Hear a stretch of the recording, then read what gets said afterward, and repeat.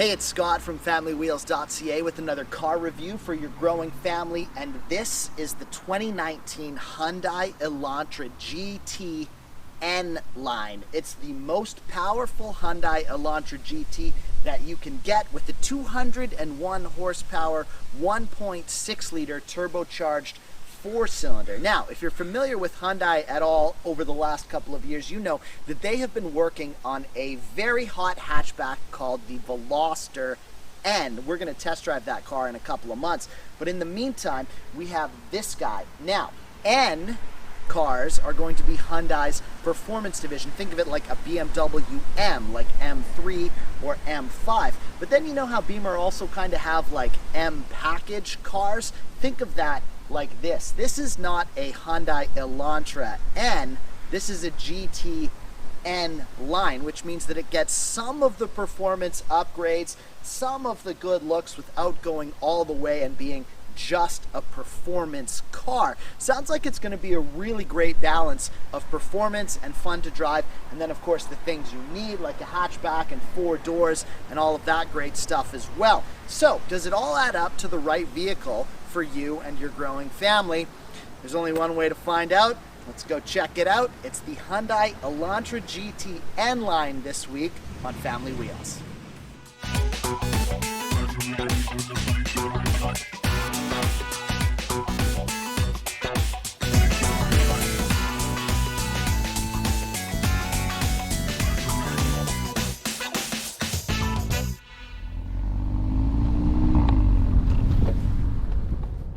So I'll tell you right out of the gate, this car is fast and it's fun. It has a turbocharged 1.6 liter 4-cylinder engine, good for 201 horsepower and 195 pound-feet of torque, which is a serious increase over the regular Elantra GT's 161 horsepower and 150 foot-pounds. The car's peppy and it's happy to rev, and it feels grippy, and I like how it handles as well. I also think it looks the part too. To me, it's a nice balance between a 2-door hatchback and a full-on wagon. N-line exterior features like this exclusive front bumper, 18-inch rims, and the chrome-tipped dual exhaust are a nice-looking upgrade from the regular GT, and work as a subtle nod to those who know that this car is something more than just the norm. It's also available with a 7-speed dual-clutch automatic or a 6-speed manual. We have the auto here, and I'll talk more about that in a bit, but suffice to say that if you value a fun experience, go for the stick and you'll have it. The car is decently priced as well, with the N-line model starting at just over 27,000 Canadian, and our test model here coming in at just over 31,000 Canadian. Now, all of that said, this car does also come with a somewhat bitter pill that needs to be swallowed, and that is this. As fun as this car may be, well, it's just not this. This is the Hyundai i30N. See, in other markets around the world, the Elantra GT is known as an i30, and it's also in those markets that Hyundai have unleashed the full-blown hot hatch that is the i30N with up to 271 horsepower. It comes with things like launch control and rev matching, and it's seen as a real competitor to things like the Honda Civic Type R, the Golf R, or the Ford Focus RS, while still offering all the 4-door hatchback goodness that we get here. Yes, that would have been awesome, and Hyundai, our fingers are still crossed that you bring that model or some version of a full-blown Elantra GT N here to Canada, but for now, we'll settle for the Midland Elantra GT N line. So yeah, the N line, it's not a full-blown N car, but in sport mode, it's definitely got something.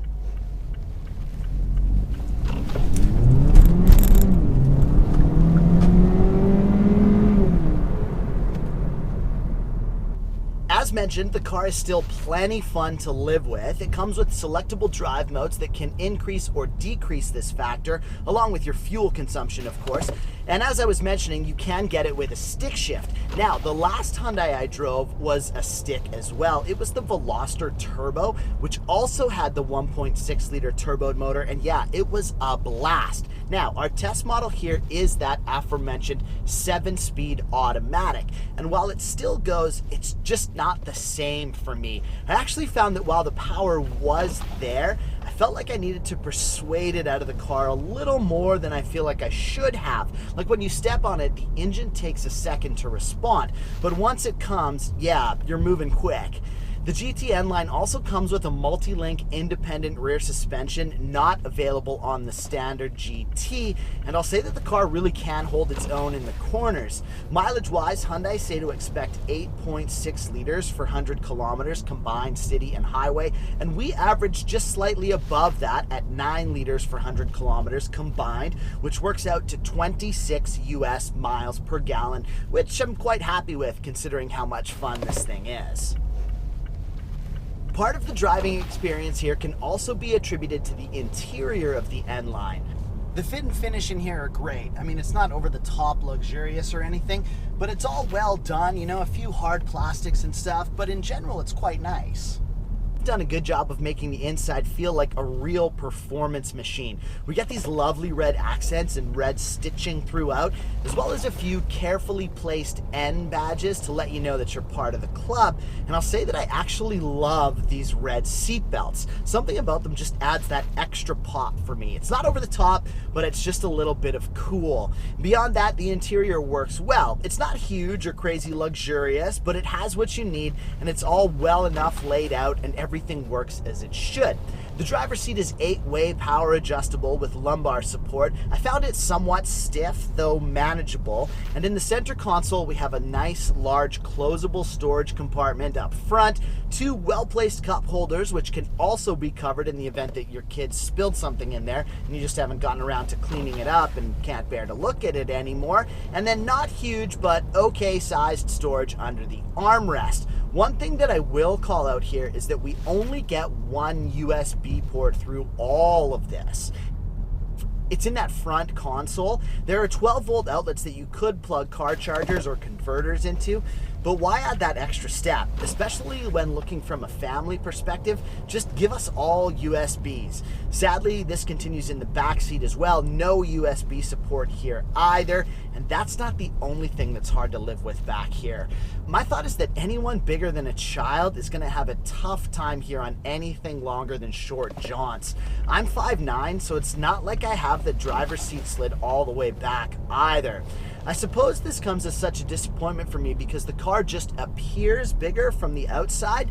Now, the trade-off here, of course, is that considering the car's size, we get a fairly good amount of storage behind the rear seats, which we'll get to in a sec, but in my world, legroom is a huge factor. Standardized testing, it's a bit of a hit and miss. In our rear-facing car seat test, things got a little tight up front. We had slid the seat pretty far forward to make the car seat work and came out with 25 inches of room from the back of the front passenger seat to the glove box. Onto that space behind the rear seat, yeah, it's big enough, 705 liters of storage, tackled our standardized trunk test without issue, and we were still able to keep the privacy cover in place, so you could definitely fit more back here if you need, and the rear seats do fold flat, but only kind of. You can see how when they're laid down, they sit at a different level from the floor of the trunk, which poses a problem if you're sliding something big in here from the rear. Stuff would get caught up on the hump. Now, I understand that having this does mean extra storage because the floor of the trunk is set lower for more space, and if they brought it up to level, well, you would lose that space, but I have to believe that there's a way to have both, like a level floor with extra storage compartments beneath it or something. But hey, what do I know, right?